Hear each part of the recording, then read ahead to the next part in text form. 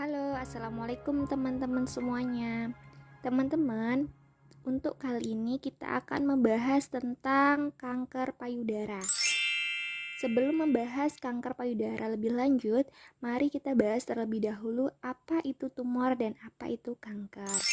Karena sering menjadi pertanyaan dan pengertian yang terkadang membingungkan. Tumor adalah satu kondisi di mana terjadi pertumbuhan sel-sel tubuh yang abnormal. Tumor dibagi menjadi dua, ada yang jinak dan ada yang ganas. Nah, yang ganas di sini yang sering kita sebut sebagai kanker. Pengertian kanker payudara. Kanker payudara merupakan salah satu kanker yang banyak terjadi dan sering menyebabkan kematian pada wanita. Kejadian pada tahun 2018 diperkirakan terjadi kejadian kanker payudara di 185 negara dunia sebesar 2,1 juta orang dengan angka kematian mencapai lebih dari 600.000 jiwa. Angka kejadian ini meningkat setelah diperkenalkannya mamografi sebagai alat screening.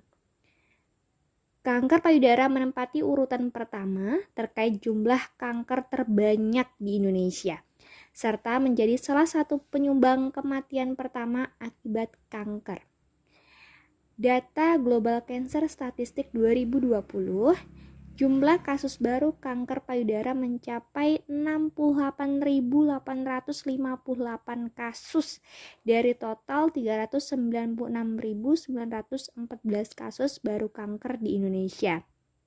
Sementara itu, untuk jumlah kematiannya mencapai lebih dari 22.000 jiwa kasus. Sebenarnya apa sih yang menjadi penyebab dari munculnya kanker payudara? Sebenarnya faktor penyebab pastinya itu belum diketahui secara pasti ya teman-teman.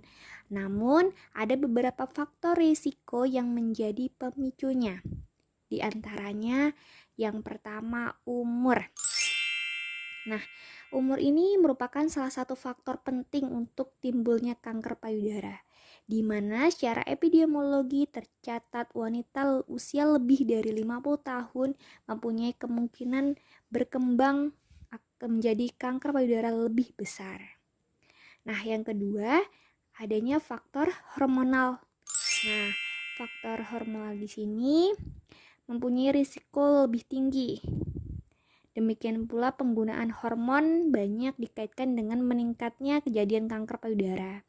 Misalnya penggunaan hormon estrogen yang lebih dari 8-10 tahun itu telah terbukti ya teman-teman dapat meningkatkan resiko timbulnya kanker payudara.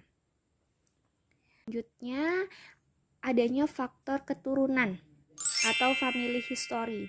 Nah, risiko kejadian kanker payudara itu meningkat ya sebesar 3 kali pada wanita yang mempunyai ibu atau saudarinya menderita kanker payudara, terutama bila terjadi pada wanita yang premenopause. Nah, meningkatnya angka kejadian juga terjadi bisa pada laki-laki dengan fenotipik Klinefelter syndrome. Selanjutnya ada lagi gaya hidup. Kebiasaan mengkonsumsi makanan tertentu masih merupakan faktor yang kontroversial dalam mempengaruhi kejadian kanker payudara. Seperti itu. Nah, misalnya pada penelitian lain terjadi peningkatan risiko timbulnya kanker payudara pada wanita yang mengkonsumsi alkohol. Seperti itu. Nah, karena apa? Karena alkohol dapat meningkatkan sekresi estrogen dan menurunkan clearance estrogen pada wanita. Selanjutnya ada pula aktivitas fisik yang kurang serta obesitas saat postmenopause juga dapat meningkatkan kejadian kanker payudara. Pendekatan diagnosis. Nah, pada anamnesis kita tanyakan apakah ada keluhan pada payudara berupa adanya benjolan.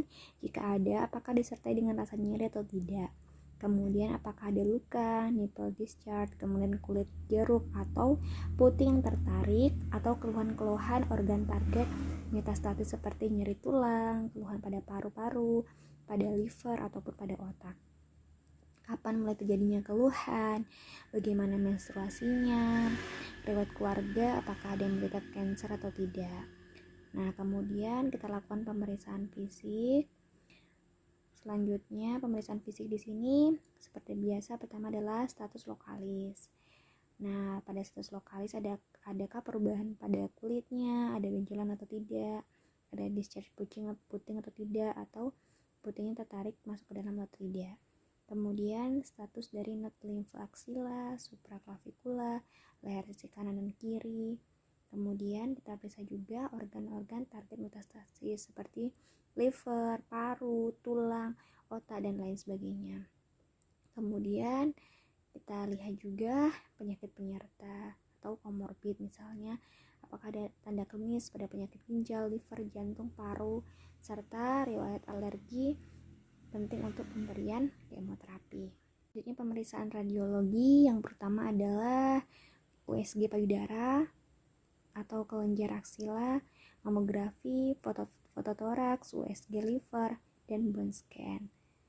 Kemudian pemeriksaan laboratorium darah, histopatologi, dan imunohistopatologi. Pada kasus benjolan payudara yang teraba setelah pemeriksaan fisik dan pencitraan seperti USG payudara dan mamografi, maka dilanjutkan dengan FNAB untuk mendapatkan spesimen sitologinya.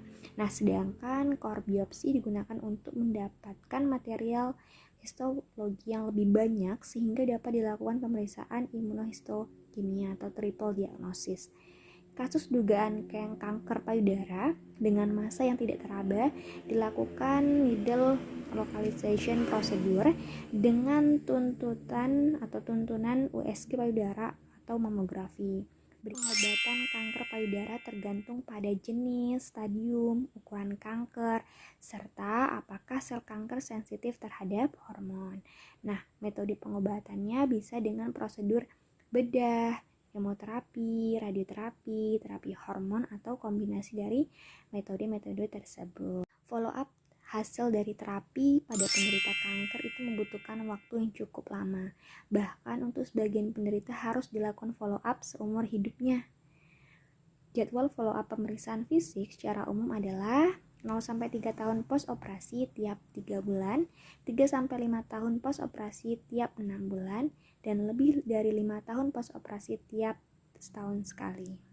Pencegahnya bagaimana? Yang pertama adalah mempertahankan berat badan ideal atau menurunkan berat badan untuk mencapai berat badan ideal. Kemudian melakukan aktivitas fisik secara rutin, misalnya berolahraga ya, minimal 30 menit setiap hari. Selanjutnya menghentikan atau setidaknya membatasi konsumsi dari